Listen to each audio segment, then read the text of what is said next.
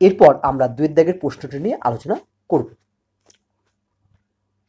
দেখো প্রশ্নটি হলো এফ এখানে একটি ফাংশন দেওয়া আছে, না fx ইকুয়াল টু দেওয়া আছে x বাই 1+x, এবং এখানে একটি ডোমেন সেট দেওয়া আছে আর একটি কোডোমেন সেট দেওয়া আছে। তাহলে এফ এই নিচের 4টে বিকল্পের মধ্যে কোনটি হবে সেটি আমাদের নির্ণয় করতে হবে।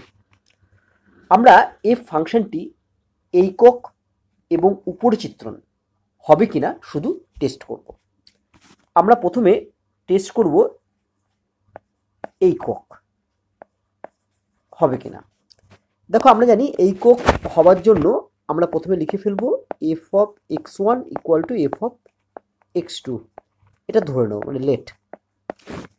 এবার দেখি এখান থেকে কি পাওয়া যায়। দিস ইমপ্লাইজ, দেখো যদি F X equal to X by 1+x হয়, তাহলে এফ অফ x1 মানে এখানে x এর জায়গায় x1 বসিয়ে দেবো, তাহলে পাবো হচ্ছে x1 by 1+x1 equal to F of x2 একইভাবে পাবো x2 বাই 1+x2।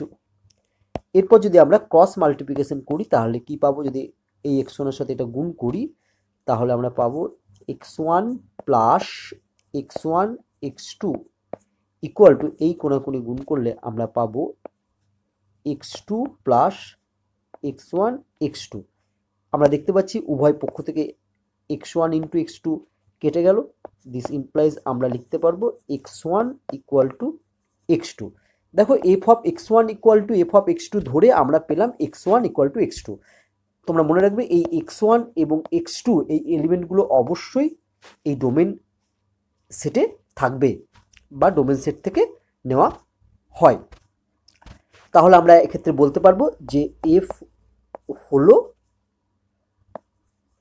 এইকক বা 1-1 বা 1-1। এবার আমরা টেস্ট করব এফ উপরিচিত্রণ হবে না হবে না। তার জন্য কি করব, উপরিচিত্রণ এবার আমরা টেস্ট করব হচ্ছে উপরিচিত্রণ।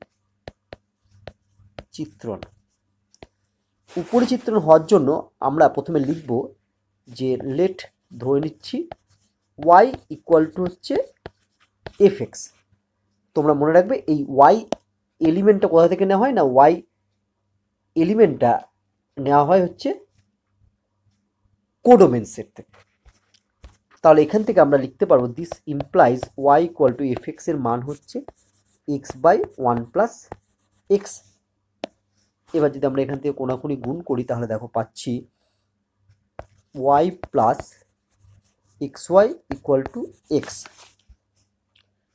দিস ইমপ্লাইজ আমরা পাবো, আমরা যদি এক্সগুলোকে সব একদিকে নিয়ে আসি তাহলে পাচ্ছি হচ্ছে xy minus x equal to minus y. এখান থেকে আমরা যদি এক্স কমন নিই তাহলে হচ্ছে y minus 1 equal to minus y. এখান থেকে আমরা লিখতে পারবো this implies x equal to minus y by y minus 1। এবার আমরা এই কোডোমেন সেট থেকে ওয়াইয়ের যে কোনো মান যদি আমি এখানে বসাই তাহলে এক্সের যে মানগুলো পাবো সেগুলো অবশ্যই ডোমেন সেটে থাকতে হবে।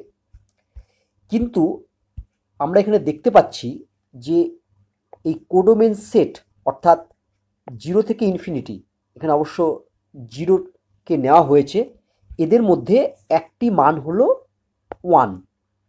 অর্থাৎ আমরা যদি y ইকুয়াল টু 1 ধরি তাহলে x এর কোনো মান পাওয়া যাবে না। দেখো y ইকুয়াল টু 1 ধরলে বা y এর মান এখানে যদি 1 বসাও তাহলে দেখো নিচে 0 হয়ে যাচ্ছে, অর্থাৎ হরে 0 হয়ে যাচ্ছে।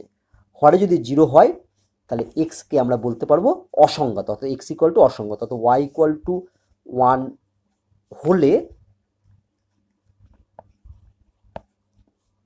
এক্স অসংগত। তাহলে আমরা কি বলতে পারবো, না তাহলে আমরা বলতে পারবো যে এফ উপরিচিত্রণ নয়, উপরিচিত্রণ নয়। তাহলে দেখো সঠিক অ্যান্সার কোনটি, না সঠিক অ্যান্সার হবে এ, এইকক কিন্তু উপরি চিত্রণ নয়।